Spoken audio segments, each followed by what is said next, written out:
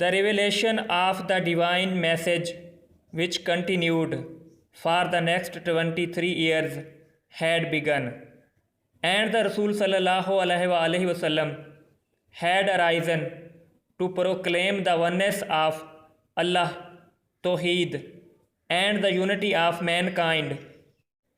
अल-वही पैगाम का नज़ूल जो अगले 23 सालों तक जारी रहा शुरू हो चुका था।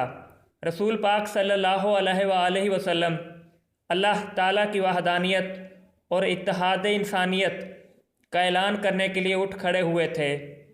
His mission was to destroy the nexus of superstition, ignorance and disbelief and set up a noble conception of life and lead mankind to the light of faith and divine bliss।